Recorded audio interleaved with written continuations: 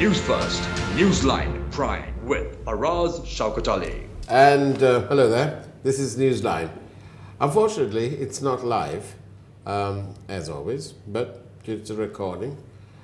Questions that you send to us will be taken up on a future program, and your comments, always invaluable, will actually matter. So do send your messages 0772 300 305. Now then, our guest today is Professor Atula Sumatipala, who's specializes in psychiatry. I'll let him tell you all about his speciality in a moment. He's based in Kiel, in the United Kingdom, and also has some interest and work in Sri Lanka. And he's right here in the studio with me, and that's Professor Atula Sumatipala. Professor, thank you for being on Newsline, and welcome to the program. Thanks for inviting me and giving this opportunity to share some of my experience. It's a great pleasure. Tell us, you are the Professor of Psychiatry, Kiel University, and there are several other things. Why don't you tell us about that? Yeah, I'm also Emeritus Professor of Global Mental Health at King's College, and I'm also the Honorary Director at Research Institute in Sri Lanka, which has done quite a lot of research in post-disaster situation as well as mental health. Mm-hmm. So by training, I was a family physician back home here in Sri Lanka. Then I specialize in psychiatry in UK. And post-tsunami, you did a lot of work. Yeah, I actually coordinated the psychosocial section of the Center for National Operation at that time, and was involved at grassroots level as well as in policy making, planning at that time. Yes. The people who were affected by what I call 21-4 in Sri Lanka, some of these people died whilst they were in church. I believe at least in one occasion, on one of them attacks, the service was actually ongoing.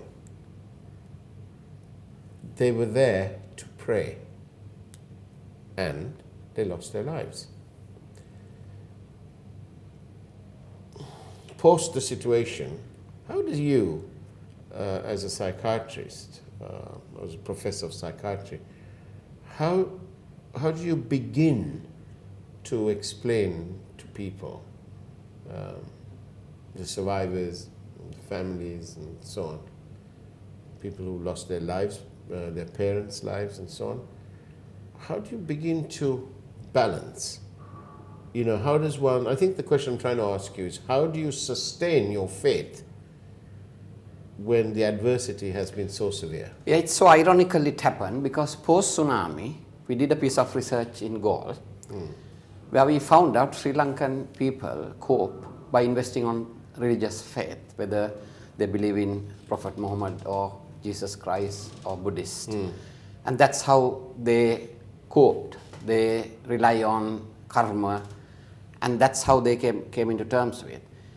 So it's why I say it's ironical, the fact that it happened inside a church. Yes, people will start questioning the faith and the God, but that faith has to be re-established. It's not the fault of the God, or even it's not the fault of Allah, although there is religious extremists did this. This is another word for God. Yeah. True. This is extremist group. Sometimes, things are beyond the control of anyone. It happened. And it happened so brutally, people will start questioning about the validity of faith, but there is much wider range of emotions. Exactly. You see, this is what I was going to say to you. These 21-4 attacks in Sri Lanka, if you like, it's nothing to do with us. Absolutely. This is some international global terror problem which has landed on our innocent shores. For heaven's sake, we had 30 plus years, and then we had nearly 10 years of relative peace and rebuilding those bridges that had been washed away, had been broken down. The Ekatukama, the Yutukama was being bonded. We were bonding. We were bonding all right, actually. Little complaints here and there, but we're working at it. And, reconciliation can't be just shoved down your throat sort of thing. It grows. And then we've been involved. All of a sudden, we find that we are part of some international problem. And it's rather like the US found out during the World Trade Center attacks that suddenly terrorism had arrived on their shores. And then they were geared into various action. So how do you explain this to the victims here? Let me explain my position. I mean, nobody can excuse anyone for blaming the international terrorism for this. When something goes wrong, even in psychiatry, when suicide happened in UK, they have a thing called confidential inquiry. It always reveals that when something goes wrong, it's a catalogue of errors. It's true that this is international terrorism, but I think we have compromised our national security. As you said, there was 30 years of war, 10 years of peace, and things were to relax under the guise of human rights. And to give you an example, Keele University has a fire alarm testing every morning, even though there was no fire at Keele anytime. Ever. So I think that's a part of it. Yes, it's international terrorism. It landed on our doorsteps as it landed in other countries as well. But I think the position I take, for the things to become normal, the national security feeling has to be re-established. Beyond that, this nation can't move out. So I'm very keen to see that people don't medicalize this distress. Because when this bombing happened, yes, there was death, destruction, people who directly faced them. And the first few hours, people are stunned, people can't believe it. It's like people can't actually comprehend what happened. It's same post-tsunami, but the difference here is tsunami was a natural disaster. This was a more gruesome, pathetic way of killing people. And people post-21-4 are starting to say, well, look, the LTT terrorists didn't target tourists. But you can't justify, you can't compare actually to dissimilar situations. Because yes, LTT, they were wrong, but they were fighting for what they believe a cause for their motherland. So what's the cause of this? I don't know, you tell me, That's the thing, isn't it? They appear to have only one cause, to create mayhem and murder. I think, we shouldn't just focus on Islam terrorism, some group. I think there's a wider international conspiracy in this, the cardinal indicated to that. I think. Because let's be honest, now Iraq, whatever it is, Saddam Hussein, he was not a saint, but it was the secular country in that region. But then Americans intervened, now it's a human bomb factory. Same thing happened in Libya, same thing happened in Syria. So, when you talk about Iraq, it is a country where the human civilization was. So when that was destroyed, completely outside of me, I feel angry with, outside forces, imperialists doing that. So I can understand the anger of those people. But what I can't understand even as a psychiatrist, that anger and hatred had been turned to this country where innocent Catholic people who were, in a service died. But I think once people are converted in a very wrong way, they don't care. This is international propaganda. I personally don't believe, ISIS, although they claimed. It could be a sort of franchise thing. I'm not a security expert. But I think this was a group of people. I again don't believe they were that well organized, because security forces by now has got to the grips with it. And this is something which could have been averted if we were, vigilant, if the proper intelligence services were allowed to function. I'm not trying to point fingers at anybody, but in my personal opinion, because my duty as a psychiatrist is not to talk about the technical issues. Yeah. Because I know whatever we do, I mean, counseling is not compulsory. Even if people do counseling, cognitive behavior therapy, psychological interventions, until national security is re-established, people will not trust one another. Because as a medical doctor, I know there are a lot of social determinants of health, mental health. Right. Safe neighborhoods, lack of violence. Yeah. So that can only be provided by tightened security. It's the political leaders who can act at this moment to put all this right and move people forward. So we have to think about the macro level interventions, whereas we technical people do the micro level interventions by talking to the people directly affected. What I want to clarify, when this happened, the first few days, it's very normal, people to be stunned, it's as if it didn't happen, couldn't believe. Then the emotional reactions come within the next few days, anger, suspicion. Some people might start thinking, revenge, which is a very normal feeling, but what we need to do is to prevent that anger, hatred, that emotional force going down the destructive pathway. That's why I really respect Cardinal, how he turned out to be a real religious leader, preaching for calm, peace, reconciliation, because that's what we need. We can take this opportunity as a window of opportunity either to divide and sink or unite and prevail. Can I ask you this? Do you think the churn rate will increase after this? What rate? The churn rate. Do you think some people might leave the faith because they say, well, I had all this faith and see what happened to me? People will start questioning that, but I don't think the way the church behaved was negative. So people will know. Also the other way around, so maybe some people in the Muslim community might think, well, look, we believed in all this and this is what these guys have done.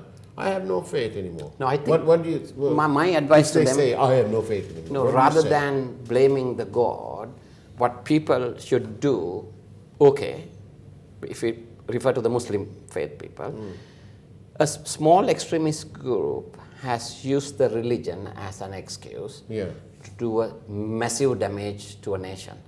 So the remaining majority, I always believe, the problem in our country, the good majority are silent and small minority who are bad is in control. So the good majority has to come out, take it into their hands, control in a very constructive way, dismissing, defeating all this nonsense and say, look, this is not what our God preached. So I would strongly advise not for people to lose their religious faith. Keep the faith. Keep the faith and use that.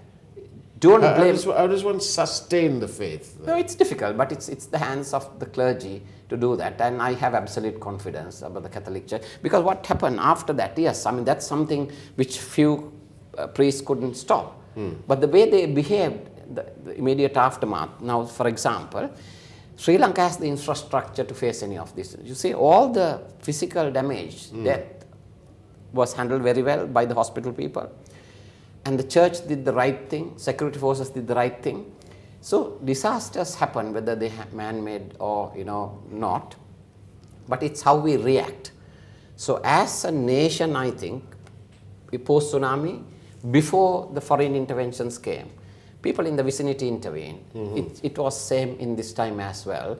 I have a great belief in this nation and all the infrastructures. For that matter, there are 100 psychiatrists compared to tsunami. There was only 20 psychiatrists. There are army of junior level mental health doctors. There is a very clear structure at the Ministry of Health. And in fact, I personally know I was involved. They're having a national plan with the Center for Disaster Management. They're coming together to address this properly. And there are doctors, frontline workers who actually handle the psychological needs as well. So this is a time where more than psychological treatment, people need psychosocial support, simple support, people feeling that they are not alone. And it's very important. And then people, you know, let's say they lived in this house with their siblings, their brother, you know, their parents. And let's say the parents are not there because they died in 21-4. Is there a rule of thumb, or is there a good rule? Is it better to stay in your old familiar surroundings with all your old memories? Or is it better to have a new surrounding, new memories? Yeah, there's no rule of thumb, but the thing is something what happens after such traumatic events, there's a thing called avoidance. People try to avoid, which is generally not promoted. So when you live in the same environment, yes, it will bring memories, they will come through emotions, they will cry. What you have to realize, when something happens, the incident and the emotions are tied together. Every minute you weep, cry, feel angry, all that. Only time will separate these. Memory will never go away. For example, the death anniversary, people might weep, cry. But with time, this can get separated. And every time you are reminded about the thing, they wouldn't be weeping, crying, or giving up everything. So it's very important for them to remain in that surroundings. Is crying good? Yes, yes, definitely. Not only crying, any emotion that comes up, better to express. But again, you have to remember some people cope by verbalizing their distress. Some people prefer by not talking. So we shouldn't force people to talk. At the same time, if people talk, we shouldn't stop them. And people might, it's also appropriate to express your anger in the appropriate way. For example, if I'm angry with you, I would say, I'm angry with you. I will verbalize it rather than acting. I would throw this glass of water at you. Because what you have to realize, all the emotions, sadness, anger, suspicion, it's a force. What our duty is to prevent that emotional energy going down in the wrong pathway. And my strong advice to everybody, opinion leaders, religious leaders, even political leaders, I don't know how much they will be honest to do that. Their duty is to try and take this window of opportunity. Yes, it's a distraction. It's a very bad opportunity to move forward, but use it rather than for distraction, rather than for disharmony, to create, bringing people together. All the different faiths has to realize, as a nation, our way forward is only by coming together and you know, challenging in a big way all these wrongdoings, whether it's done by politicians, religious leaders, or people. I think that's the duty of every citizen, and particularly the youth. I would very strongly advocate youth. I mean, we know mass media is used, Facebook and all that, but that shouldn't be used for, again, destructive, you know, promote violence, promote anger, hatred. To discuss about it and say, how can we move as a nation? And we'd love to hear from you and your comments on Newsline. So the number is by SMS only, please, 0772 300 305. Newsline just loves to hear from you. Do send us that. On that note, we'll take a short break. Don't go away. After all, this is Newsline. News First, Newsline Prime with Faraz Shaukat Ali. And welcome back to Newsline. We're in conversation with Professor Atula Sumatipala, who's a professor of psychiatry. Professor, I wanted to ask you, we've spoken about all these matters, but bottom line is, on a practical note, how does one, I'm still thinking about the young people left over, you know, whose parents have died and so on. This particular family I met, 12 years old and 15 years old and 20. 20 is in university overseas, and that sibling must be thinking about the younger ones who's thousands of kilometers away, technically alone, now with the surviving grandmother. But what do you say to these fellows? How do they get on with their life?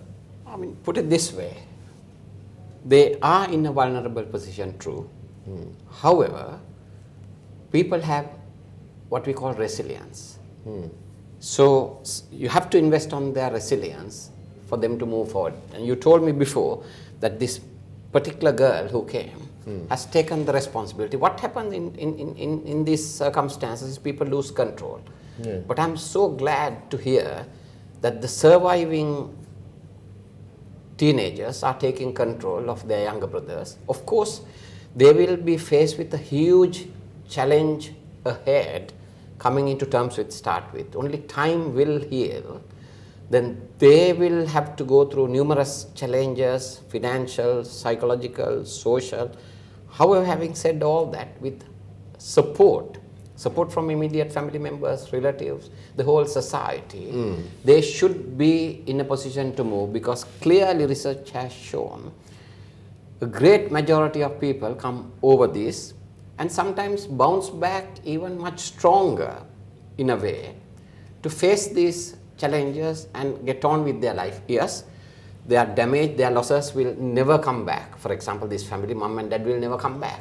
Yeah. But what the real And on top of tribute, that, sisters in China. true, but the real tribute they can do for their parents is to take in charge and deliver what they would have wanted if they were alive. For example, this particular girl, the parents sent her to China to become a doctor. So her responsibility is to become a good doctor, look after her two siblings, make them educated, at the same time be ambassadors of peace, because they should be working to leave behind something for future generation, not to go through what they have to go through.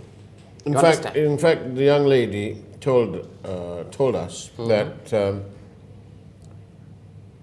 she wanted to make sure that the authorities did whatever possible so that other children wouldn't have to go through what she and her two younger brothers are going through now. Absolutely. So that's why I said national security is nation security, whether it's physical, psychological, social, political. That is the ultimate solution. While that happens at the authorities level, as a society, we have a duty and responsibility to show support.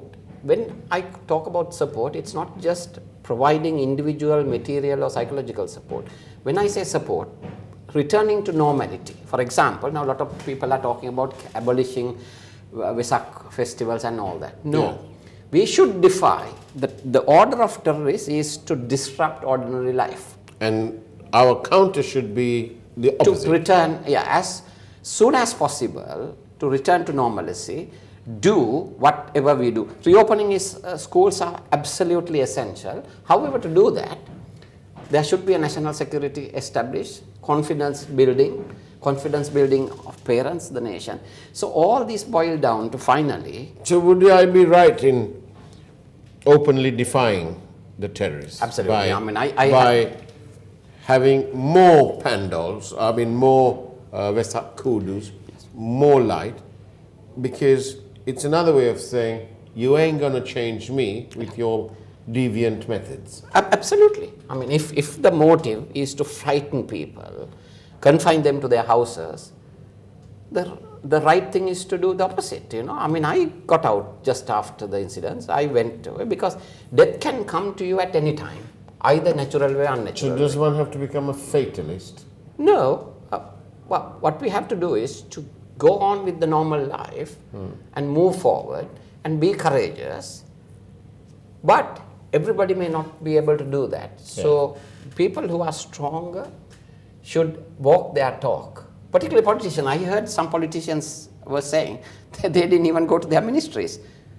Terrible, right? They should be an example. And Theresa May told them that you ain't changing us, we're having our cabinet meeting as per planning. Absolutely. And she did. Absolutely.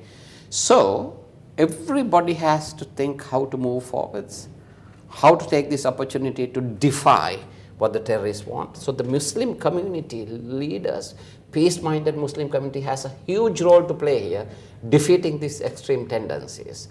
And if the existing leaderships are not doing that, new leaderships has to emerge. To me, a crisis is a good opportunity to reflect back. When you drive, you look at your side mirror to see what is behind you. You look at your front mirror. I think this incident has to be taken as a huge opportunity to reflect as a nation. And to ensure that at all times you keep your eye on the ball. Absolutely, absolutely. Professor Atula Sumatipala, thank you very much for being on Newsline. It's been a great treat actually having you here, and wish you very well in your endeavors, and thank you for keeping the link with Sri Lanka, although you work abroad. Thank you. It's been a great pleasure, and that's the way it was on Newsline. Thank you very much for watching. Thank you very much for your messages. We will take it up on a future program, and of course, take care and God bless. News First, Newsline Prime with Faraz Shaukat Ali.